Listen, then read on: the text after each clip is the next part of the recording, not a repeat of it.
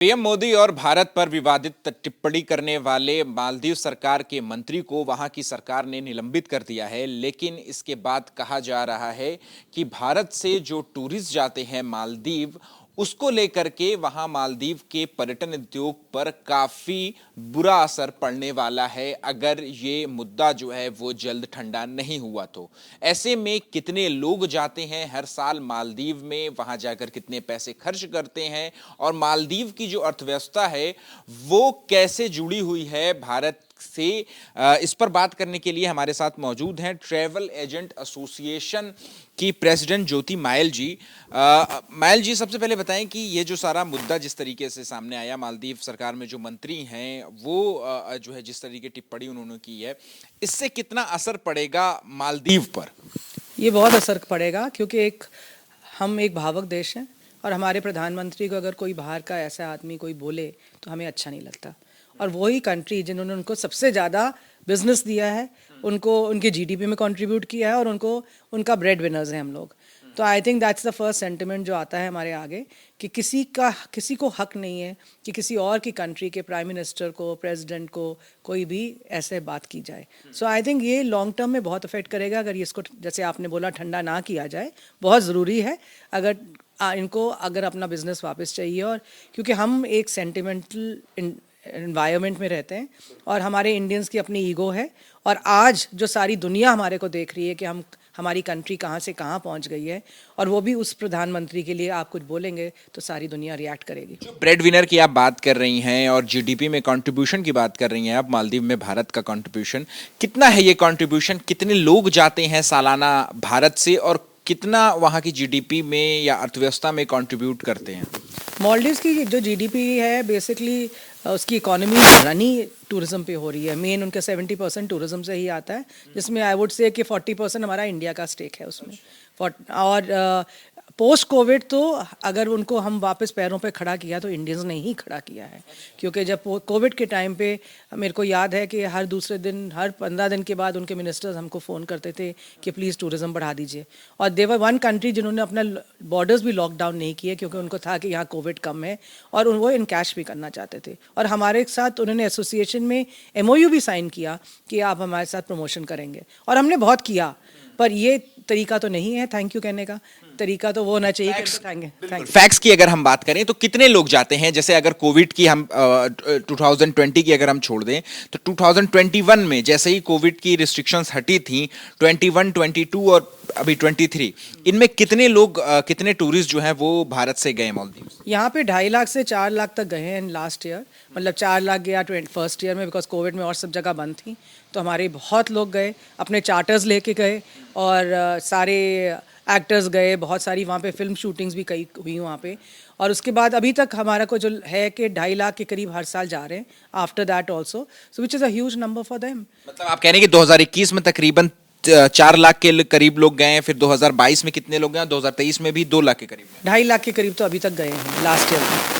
और वहां पर जब जाते हैं सिर्फ जो है वो वहां पर जाना ही उनकी अर्थव्यवस्था में कंट्रीब्यूट नहीं करना होता है, वहां पे जाके वो पैसे भी खर्चा करते हैं। तो किस तरीके से पैसा खर्च करते हैं, कितना पैसा खर्च करते हैं और कितना फायदा होता है मालदीव की सरकार को? देखिए, Maldives is a high and destination, it's not a destination, it's not a low cost destination.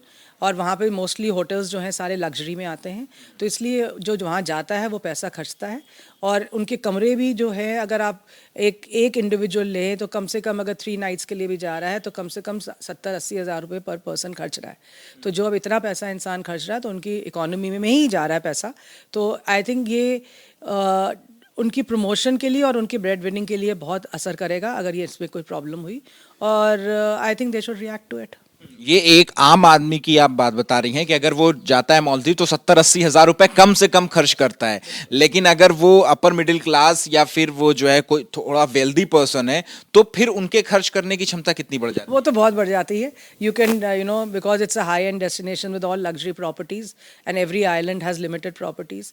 तो वहाँ तो अगर लोग, मैंने कॉन्फ्रेंसेज हमने बहुत करवाई हुई हैं वहाँ पे और हुई हैं, वहाँ तो पूरा आइलैंड बाय आउट होता है करोड़ों में। तो there is a lot of money that goes into that country from our side. यानी करोड़ों रुपए का कारोबार एक व्यक्ति से होता है। तो अच्छा, तीन मंत्री थे, तीनों मंत्री को मालदीव सरकार ने जो है वो निलंबित कर दिया है। उसके बाद से जैसा कि आपने कहा कि वहां के मिनिस्टर्स भी आपको फोन करते थे टूरिज्म को बढ़ावा देने के लिए, तो इस मुद्दे पर क्या कोई वहां से जो है वो इस आग को ठंडा करने के लिए कोई बातचीत हुई? हाँ बिल्कुल हुई। मिनिस्टर से तो बात नहीं हुई क्योंकि उनके कोई नए मिनिस्टर आ गए हैं अब इलेक्शन के बाद, तो जिनसे अभी हमारी इतनी ज़्यादा इंटरेक्शन नहीं है। पर मेरे को वहाँ से एसोसिएशन से अभी भी जब आपसे बात कर रही थी 5 मिनट पहले ही मैसेज आया कि the president wants to come online with us.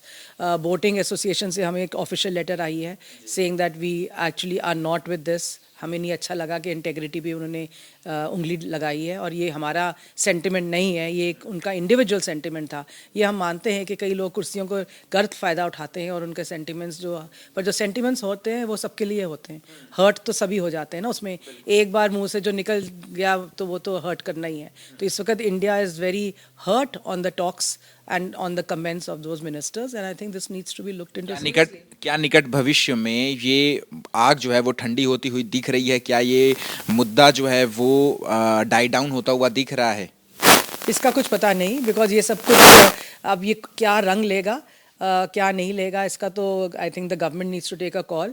But Maldives जो सुनने में मिला है reaching out to other countries for help, so that means they are trying to blow this up, and if that happens that India will stand very the correct procedures, because I don't think, again I'll say, I condemn the way they have handled the whole situation. अगर भारत जो है, जैसा कि आपने बताया, tourism sector में सिर्फ 70% वो टूरिज्म पे डिपेंडेंट करते हैं, उसमें से 40% भारत से जाता है उनका सारा बिजनेस। अगर भारत अपने आप को खींच लेता है मालदीव से, तो क्या दूसरे बाकी जो देश हैं उनमें इतनी क्षमता रहेगी कि वहां से इतने टूरिस्ट वहां पर पहुंचते हैं, या फिर मालदीव सरकार को झुकना ही पड़ेगा? अगर उनको इमीडिएट बिजनेस चाहिए वो तो झुकना ही पड़ेगा, because I think we are the backbone of the country. और अगर उनको लगता है कि वो हमारे बिना रह सकते हैं तो ये बहुत गलतफहमी में है वैसे, क्योंकि टाइम, एक नई मार्केट बनाने में भी टाइम लगता है।